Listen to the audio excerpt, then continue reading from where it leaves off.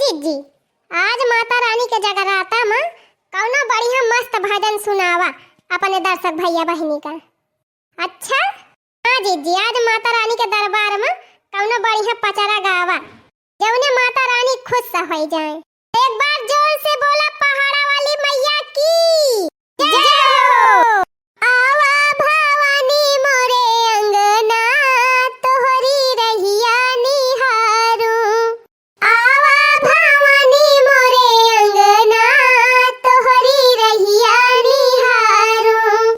लेकिन हे बहिनी, आज हम अकेले ना गाऊब, जितना जनी इकट्ठा भय है सब जनी से एक भजन गवाओ देवी मैया के। हाँ और का जीजी, सबसे गवाई सबसे। हाँ हाँ देखी ना, हमका ना डरवा, अपन देखा है अपन, हम तो गाइन देबे। अरे ललका जीजी, तू गाय देबू तो का हम पीछे रहब, हमहु गाय देब। हे बहनी सब जनी हमहिन का सुनावती है का, हमहु याद करे है यूट्यूब में से देखी के बढ़िया देवी मैया का पचारा।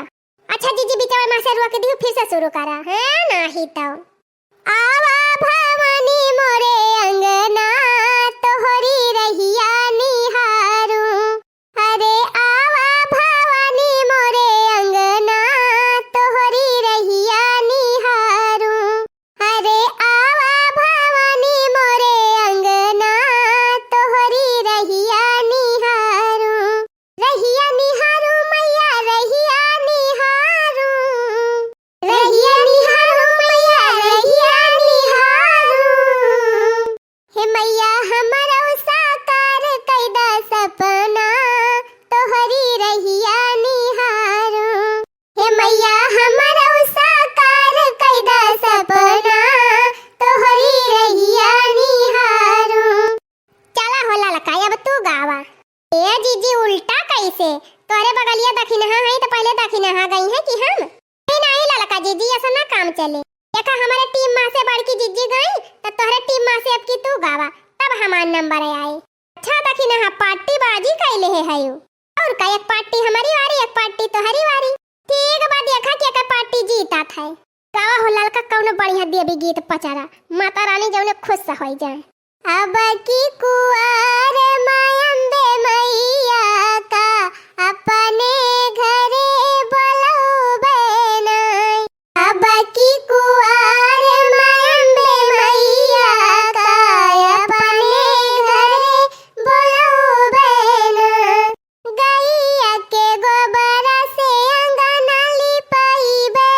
गैया के गोबर से अंगना लिपाइबे। चंदन चौकिया कैया सना लगाऊबे। चंदन चौकिया कैया सना लगाऊबे। माई का चढ़ाऊबे फूल कई गजरा अपने घरे बुलाऊबे ना। माई का चढ़ाऊबे फूल कई गजरा अपने घरे बुलाऊबे ना। अब की नवरातर माँ मैया तुहु का घरे बुलाऊबे ना।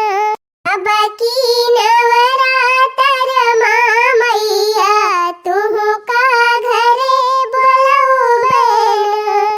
चला दखिना, हाँ हमारे वारिस पूरा होएगा, आएगा तो हर नंबर। चला अब गावा। हाँ हाँ रह जा ललका जीजी, तीन चीज सांस लिए दिया। कौनो बढ़िया माई जी का पचारा गाव रे दखिना है। हाँ जवन सुन के अपने दर्शक भैया बहनी एकदम खुश सा हो जाए। कहवा से आवई हो सीताली मैया, कहवा से काली मैया हो। कहवा से आवई हो सीताली मैया, कहवा से काली मैया हो।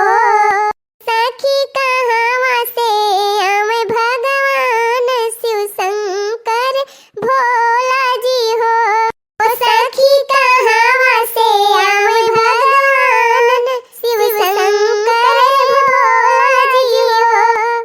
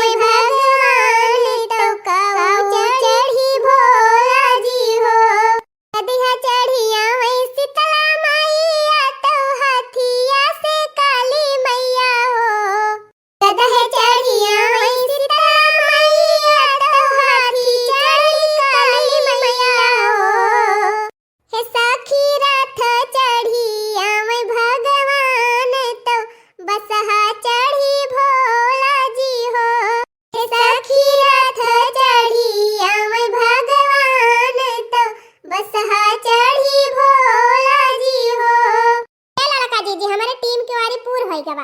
अब तोहरे वारी एक जनी बची है, कह दिया वाला हो गाँव में। गावा हो चटकीला जीजी गावा। अब हाँ कौनो बढ़िया पचारा गायो ना कि ना कटाई अपने टीम का। पवन उड़ा के ले गई रे मेरी माँ की चुनरिया, पवन उड़ा के ले गई रे मेरी माँ की चुनरिया, जाई चुनरिया अयोध्या में पहुँची, जाई चुनरिया अयोध्या में पहुँची, जाई चुनरिया सीता जी के मन को भाग गई रे मेरी माँ की चुनरिया, सीता जी के मन को भाग गई रे मेरी माँ की चुनरिया।